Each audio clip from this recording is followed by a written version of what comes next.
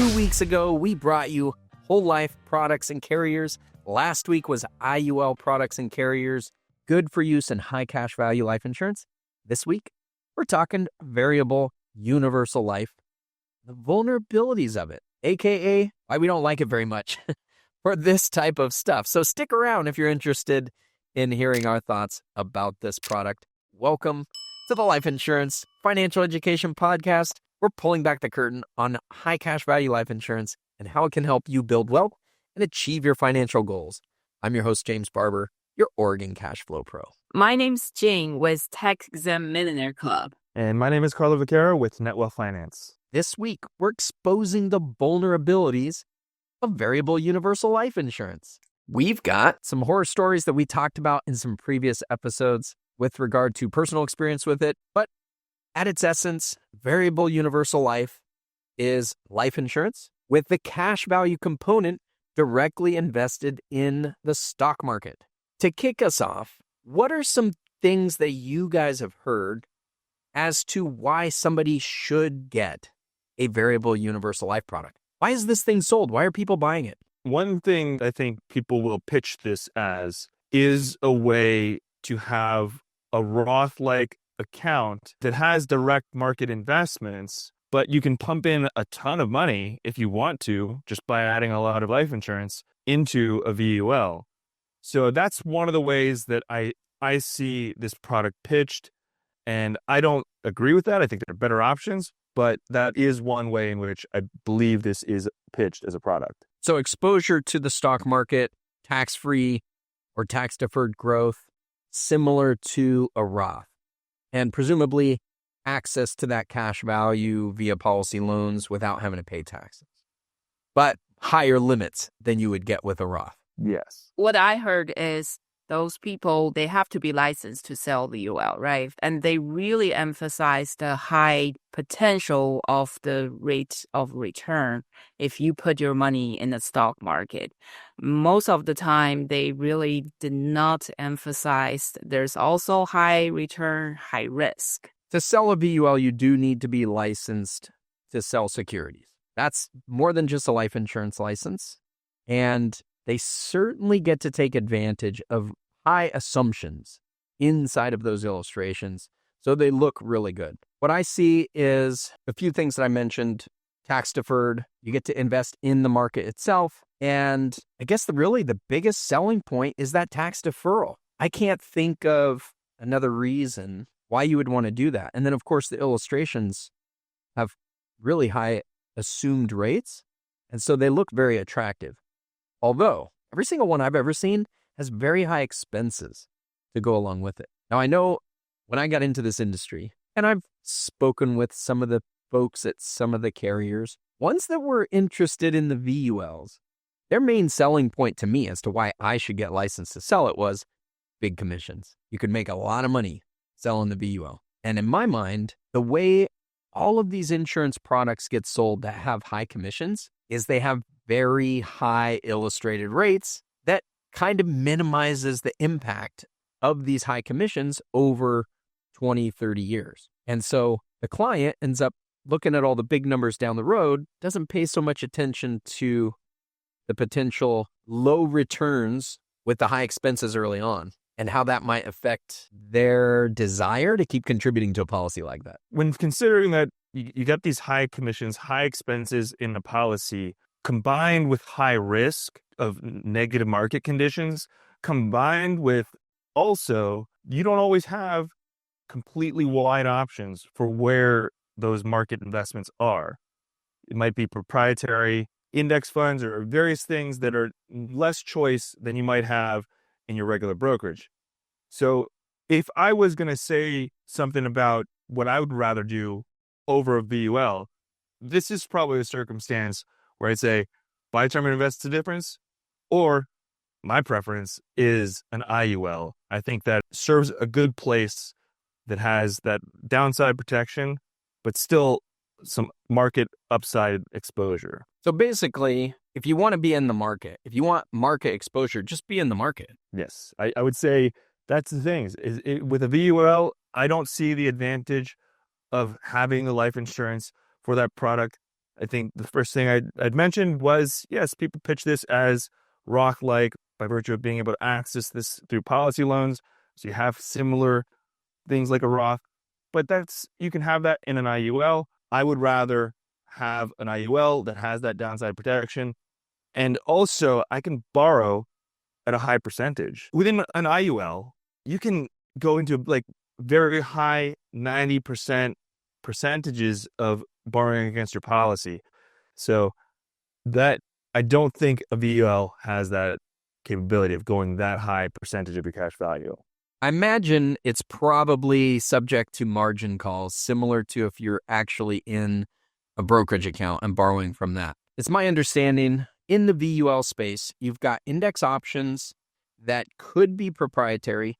Most of the time, you're going to be dealing with some mutual funds, could be ETFs now, but the insurance company will often have a deal with the mutual fund that they get a cut of the funds that go in there. So they're making money as an in-between on those options. So you end up getting a higher cost experience investing in those index funds that you might not get in the actual market. Now, that's not going to be the case all the time. There are some VULs that actually have options that function like what we get in our IULs. So I do like that you could have downside protection.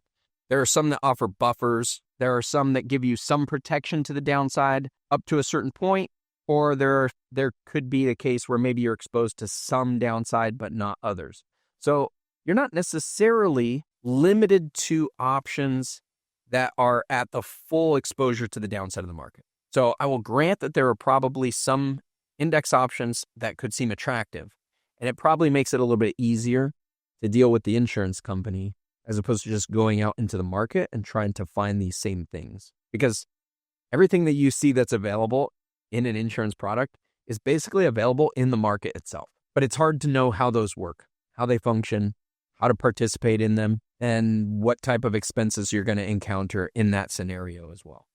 So a lot of times the experience is just easier in the insurance company. But in general, I'm not a big fan of packaging the life insurance with the exposure to the market when it comes at those higher costs, especially with the higher costs of the commissions inside of it added on to the higher cost of the index options or the mutual funds. Why don't you give us a very quick storytelling about the previous horror story, since it will save people to go retrieve that story. I think it's very good to have that just reiterate what happened for that VUL policy. Yeah, so my wife's grandparents owned a restaurant for most of their life, sold it when they got to retirement, and they got talked into putting all of their retirement funds inside of a VUL. One VUL. I don't know who was counseling them on what index options to choose or what mutual funds to choose, but this happened to be right before the Great Recession.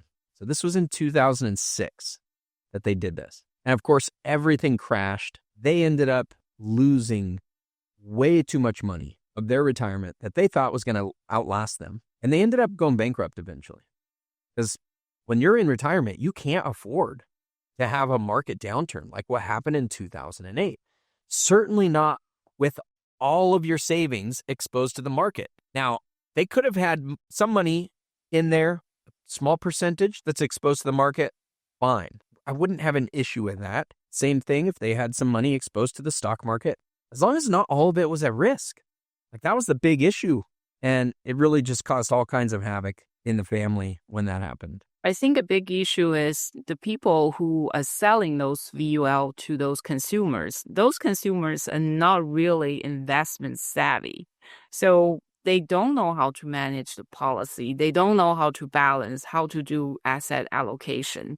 If they really don't know the underlying risk about this policy, something like that tragically can happen. And I imagine the sales agent is more of a sales agent as opposed to a finance manager. Now, they've got to be licensed for doing securities, but that doesn't necessarily mean that they're going to manage a policy like they would if they were doing assets under management and really managing somebody's finances in retirement and taking the whole picture into account. When I was studying for Series 7, Series 66, none of the content really gets into portfolio management. It's like learning about your municipal bonds and things like that.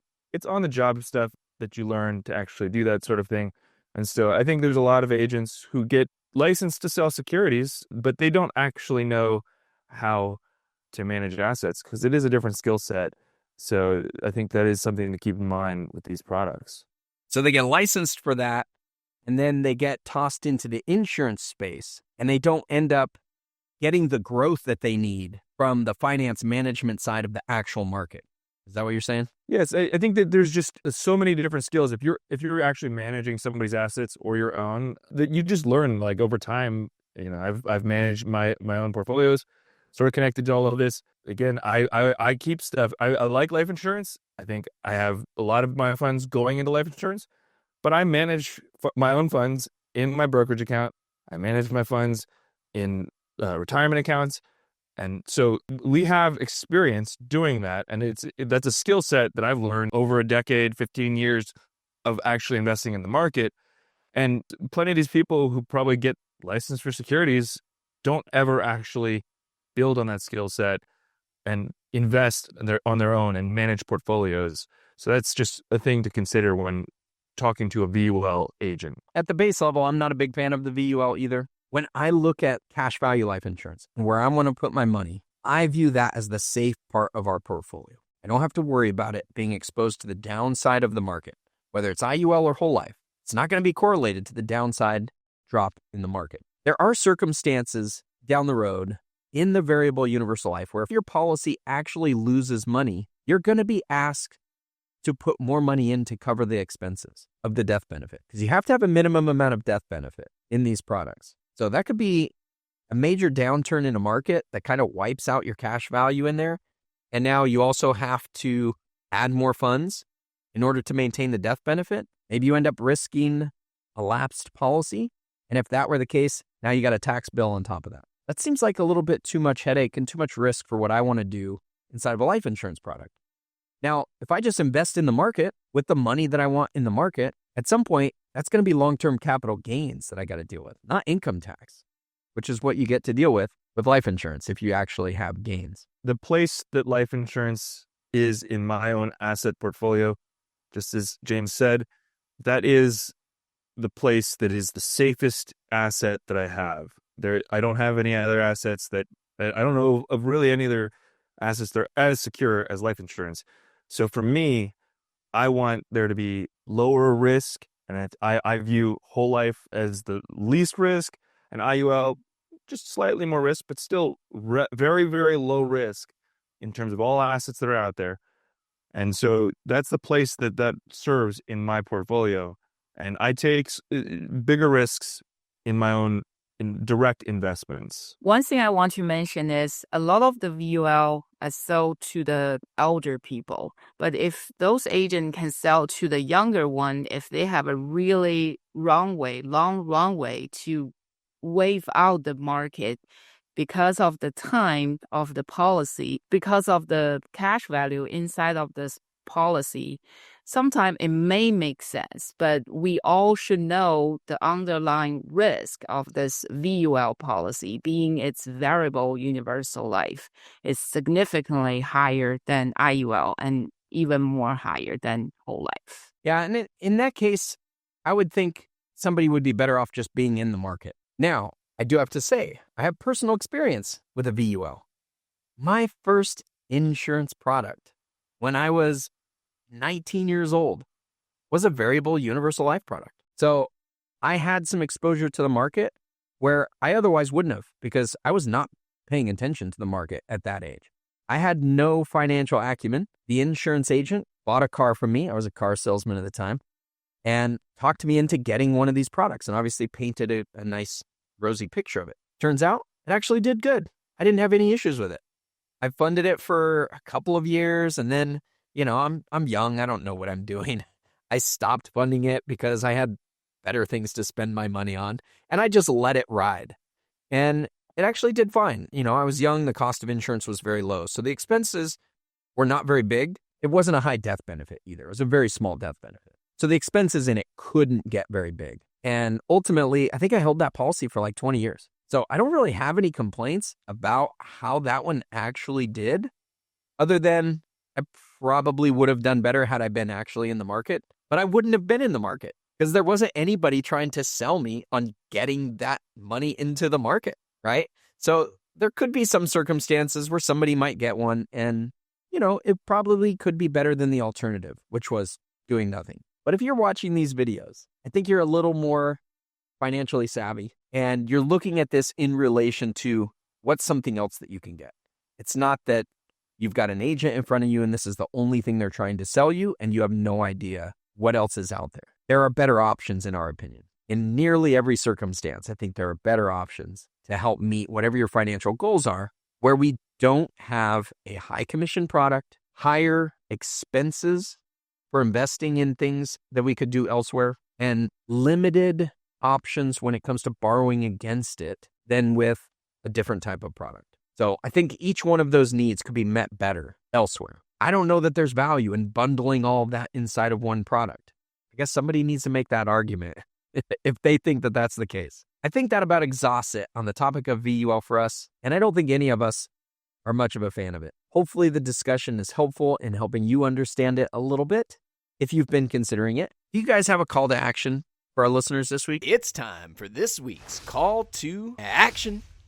I would say that if you're considering a VUL or even thinking about all of these different things, one of the ways that we have conversations with people when looking at assisting with getting into a life insurance product is we want to assess what your current asset portfolio looks like and determine whether an IUL or whole life might fit into that asset portfolio in that picture. So I think having a conversation with one of us is a good start, and maybe talk to other agents, and possibly go get an illustration from a VUL agent before you book a meeting with me. I'd love to have a conversation and discuss the illustration that you might get.